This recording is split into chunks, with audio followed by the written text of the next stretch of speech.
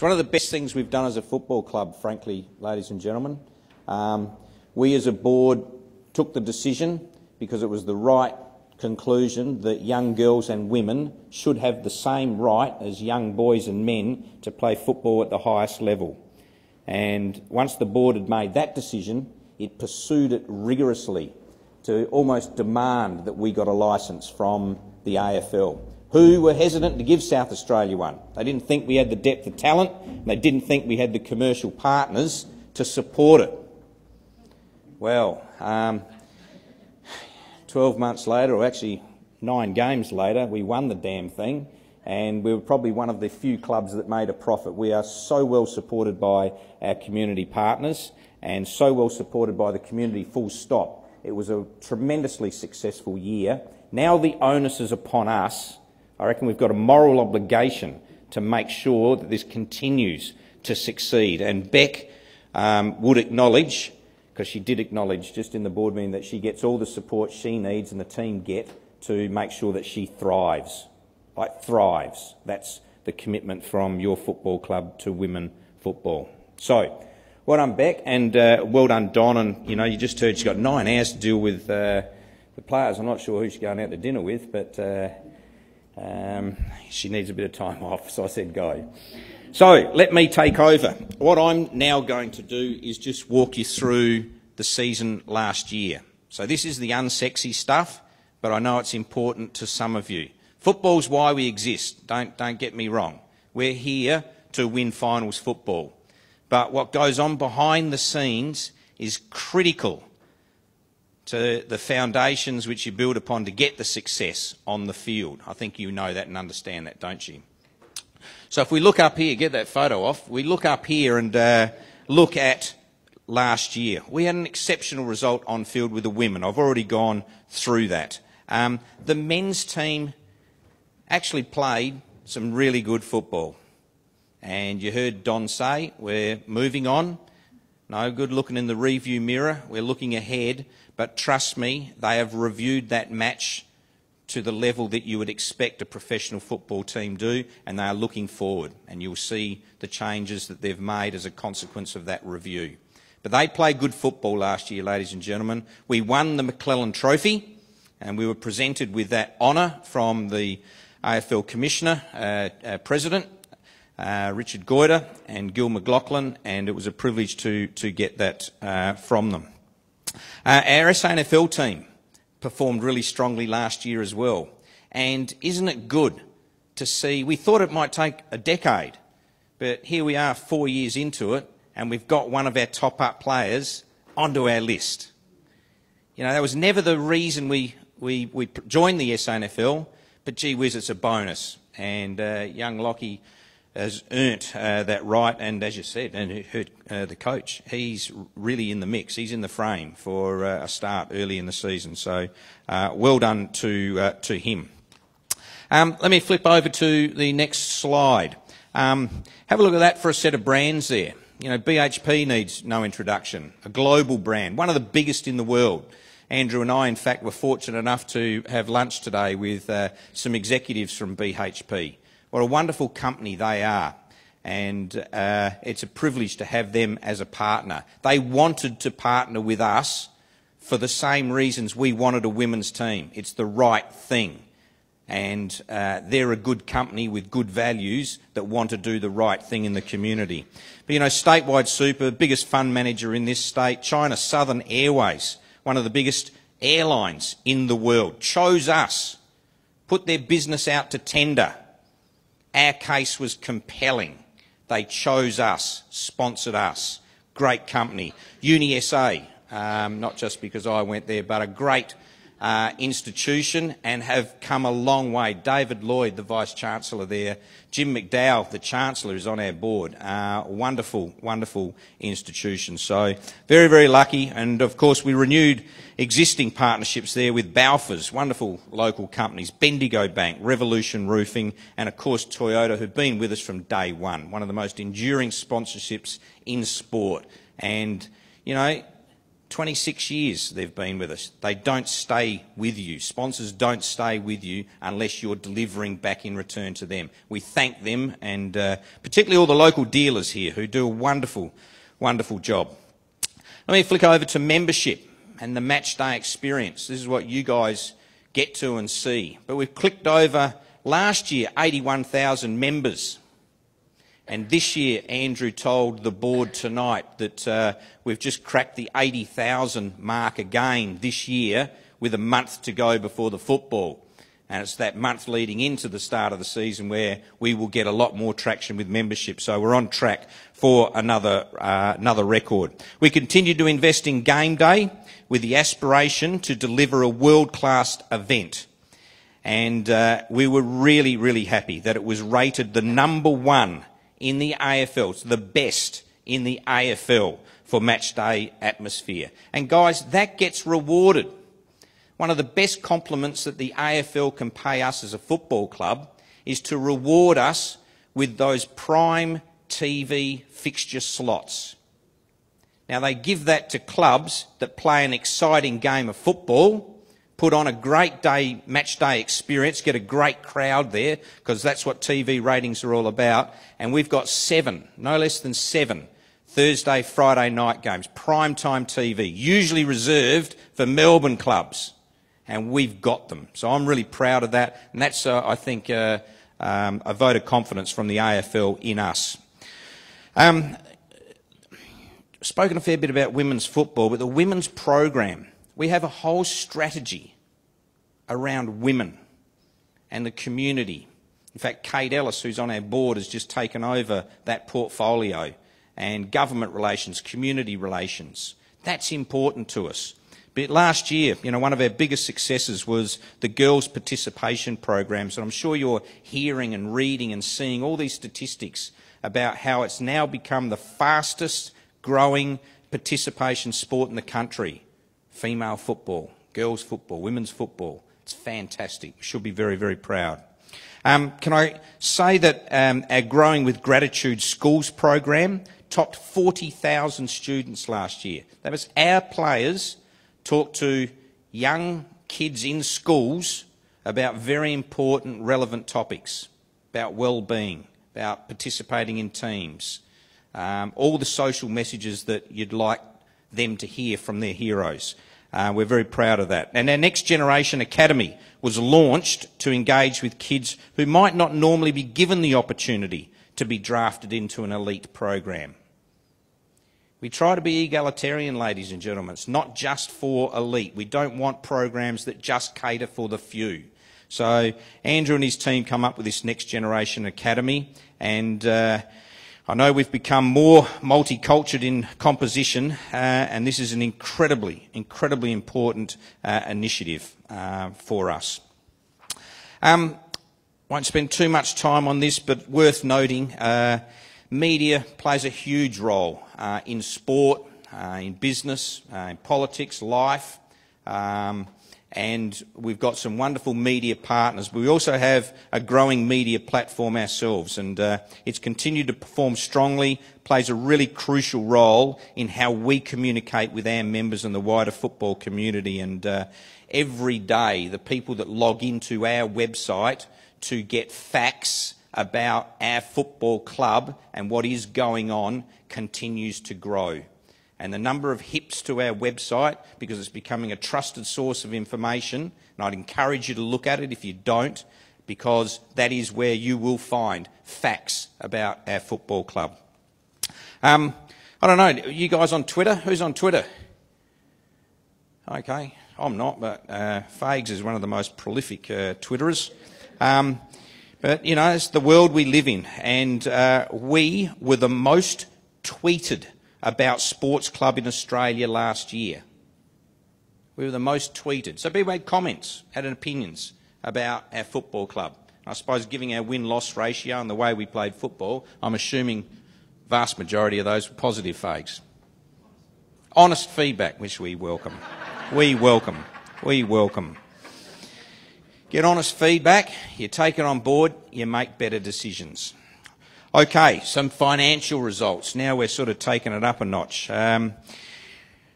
Here's the highlights during the year. I'm going to have to read off here because I can't read this in the dark. Ladies and gentlemen, last year we recorded a cash operating profit, that's that blue line up there, of $3.43 billion. The revenue, see the red line there, jumped from 48.3 to 54.9, an increase of 6.6.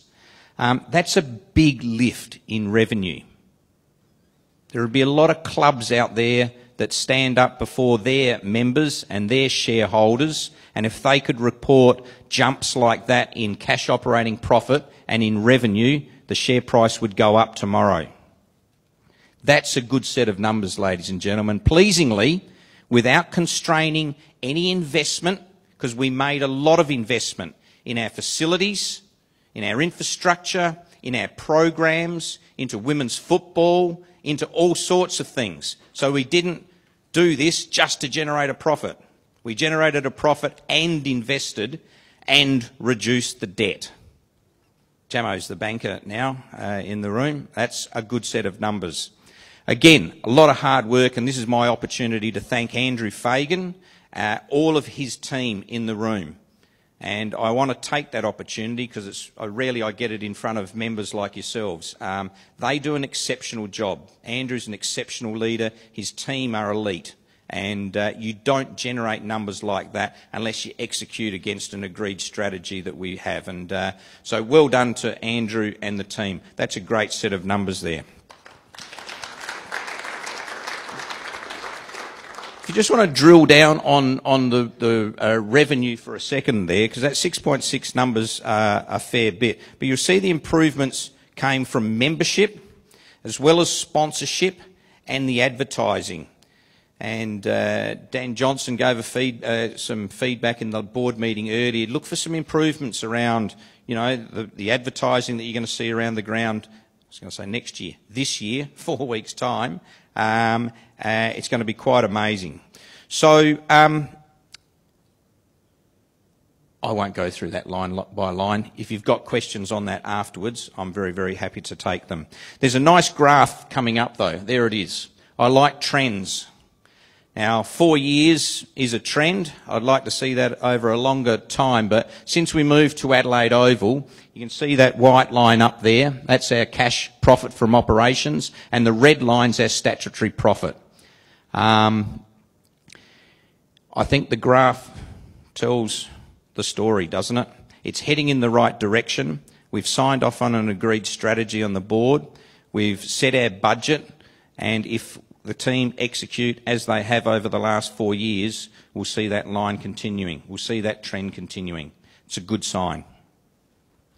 What have we got on the next slide? So I'm trying to, I know people get a little confused around operating profits, statutory profits, cash profits. You can see the primary component pieces there in the stat. Well, actually, there's a nice little waterfall chart. I call it a waterfall chart, starting at the top and it cascades down. So you can see if you start with that cash net profit up there from the operating activities, you can see that we pay $420,000 to the SANFL for the privilege of playing in their competition. We welcome that. This is a good competition. We've committed to it long term. We engage with all of the clubs there, and that served us well. We donate $50,000 last year to the Crows Foundation. Here's the big hit to your cash operating profit, is depreciation. So this is an accounting entry of $1.33 million on non-cash assets. And then lastly, that's the accounting of SANFL payments in there, which is complex. We won't go there, but it's $980,000 there, which gets you to a total profit, statutory profit of $658,000. All right, I'm getting some blank looks. I'm going to move on. Here's your board, ladies and gentlemen. So here's the composition of it. Now, last year, I announced that Jim Hazel would retire from the board. And as you know, just prior to Christmas, we sadly lost one of our valued and loved board members in Bob Ford. And as a consequence of losing Bob and all that he has done for the club and the wisdom and the experience that he brought, I've asked Jim, and it's been unanimously agreed with the other directors, and we've asked Jim to stay on and serve another term and fill that void that has been lost with the passing of Bob. So Jim is staying on, announced his retirement last year, asked him to stay on, he's agreed. Thanks, Jim. And Kate Ellis and Linda Fellows, we both reappointed those two to the board tonight at our board meeting. So, Richard Fennell, Jim McDowell, Mark Rasciuto, all well known to you. There's the term of their appointments up there, and fine-looking bunch, the majority.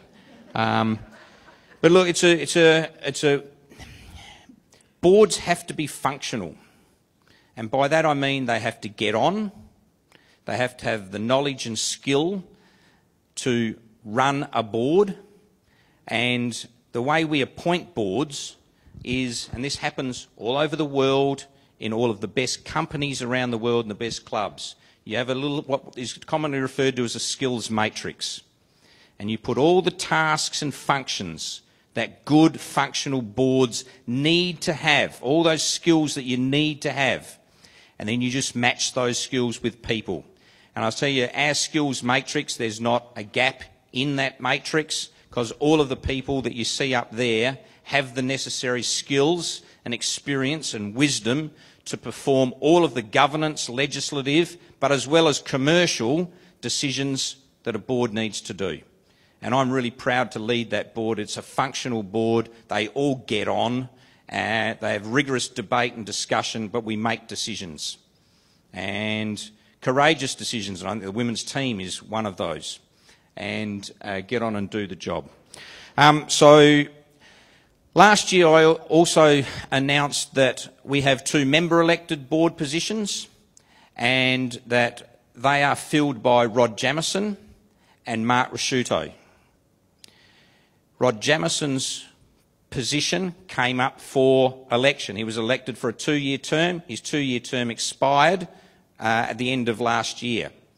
We went through an independent voting process for all eligible members last year, and I'm really, really pleased that Kim Ledger, who's just sitting down there, Kim, did I say Ledger? Kim Ryder, that's a long story, there's the Kim Ledger one. Kim Ryder, who I've met with, had a coffee with, spoken to 3 or 4 times throughout this process. I'm really glad that Kim nominated for the board and put us through this process. We want our members to be engaged in this process. There's 1 position, 2 people nominated for it. Rod re-nominated, Kim nominated for it, went through the election, and we got the results of the independently managed election on Monday, and Rod had a majority of members that voted for him. I've communicated that with both Kim and Rod, as I said, has now been re-elected as your member-elected board member. And I think that's worthy of a round of applause for both Rodney, but also for Kim, who had the courage to nominate and go through a voting process. And I met with Kim, and I can say, for what it's worth, and for what I know and the feedback I've got from people that we both know, Kim would have made a good board member, and he possesses a number of the skills and qualities, values that we hold dear to our heart. And so I think it's worth a round of applause and acknowledging that Kim Ryder nominated for that. So fast forward to December this year, December 2018, Mark Rasciuto's board position becomes up for election. Now, what I've done, and because Mark has performed his duties and executed his duties, remember he chairs our football list management committee, and he's done an exceptional job, like all of our directors managing their committees. The board has decided last year, to appoint Mark, make him a board-appointed director. So at the end of this year, we will have a vacancy. There won't be an incumbent like Rod was this year. there'll be a genuine vacancy, which means if Kim decides to renominate or any of you decide to nominate, there will be an election held, an independent election, and one of you will be elected to the board. Is that understood? Well done. Barb's nodding down the back, so I'm good with that explanation. So that's your board, ladies and gentlemen, and again, hopefully I've explained what's going to happen towards the end of this year. Why don't I just pause there? Andrew, I might ask you to take us on a little journey for what's going to happen this year. Then we'll pause, then we'll open it up for questions. Okay? Good. Thank you.